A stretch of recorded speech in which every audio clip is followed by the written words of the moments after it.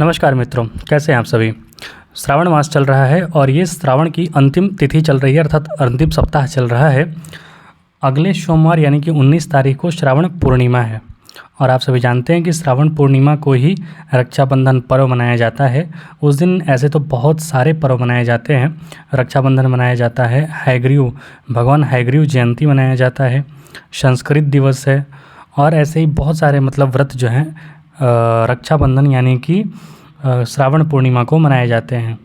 लोगों को प्रॉब्लम क्या होता है कि मुहूर्त कब है, मुहूर्त के बारे में काफ़ी पसोपेश रहता है, दुविधा रहती है। तो आइए जानते हैं हम रक्षाबंधन में राखी बांधने का मुहूर्त कब है।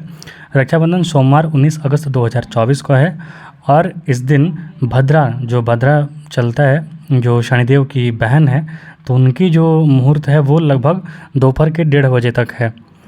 तो इस दिन अवॉइड किया जाता है, अर्थात भद्रा को कोशिश किया जाता है कि भद्रा में नहीं बांधा जाए।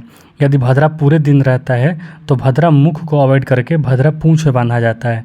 लेकिन चूँकि 19 अगस्त को भद्रा जो है वो दोपहर 1:30 बजे ही समाप्त हो जा रहा है, तो बेहतर है कि आप पूरा भद्रा को अवॉइड कीजिए। अर्थात भद्रा जब 1:30 बजे समाप्त हो जाए तो उसके पश्चात आप रक्षाबंधन या फिर राखी बंधन का त्यौहार उसके बाद संध्या काल तक मना सकते हैं। तो 1:30 बजे से लेके रात्रि 8:30 बजे तक रक्षाबंधन का अनुष्ठान रहेगा उस दिन। और बहुत प्रयास तो यही कीजिए कि जो चर राशियाँ होती हैं ना, जब लगन में चर राशि हो तब न बांधिए, बल्कि जब स्थिर राशि हो तो रक्षाबंधन का त्यौहार मनाइए, वो ज़्यादा बेहतर होता है। अर्थात जब 1:30 बजेगा ना, उसी समय लगन में वृश्चिक राशि चल रही होगी जो कि स्थिर राशि है और वो लगभग 2:15-2:30 बजे तक चलेगी। तो आप उस समय बांधिए, या फिर जब स्थिर राशि की लगन में हो, स्थिर राशि लगन में हो तब आप लगाइए, क्योंकि इस तरीके से काउंट कर सकते हैं आप। 1 नंबर जो होता है मेष वो चर होता है, 2 नंबर वृष स्थिर होता है, 3 नंबर मिथुन द्विस्वभाव होता है। उसी प्रकार वही काउंटिंग आप करते जाइए, उसी प्रकार चर स्थिर द्विस्वभाव, चर स्थिर द्विस्वभाव होता जाता है। या फिर एक अच्छा मुहूर्त ये भी है प्रदोष काल में, अर्थात दिन में सुबह न बांधा जाए।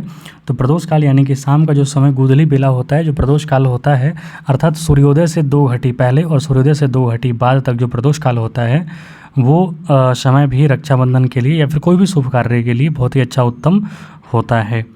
तो रक्षाबंधन के लिए जो शुभ मुहूर्त है, उत्तम मुहूर्त है, वो मैंने आपको बताया कि दोपहर 1:30 बजे के बाद से रात के 8:30 बजे तक है। उसमें भी आप यदि प्रयास करें कि जब स्थिर लगन हो उस समय रक्षाबंधन करें, बहुत अच्छा उसका फल होता है। इस दिन संस्कृत जयंती भी मनाई जाती है, भगवान हैग्रीव की जयंती अर्थात जन्म दिवस भी मनाया जाता है।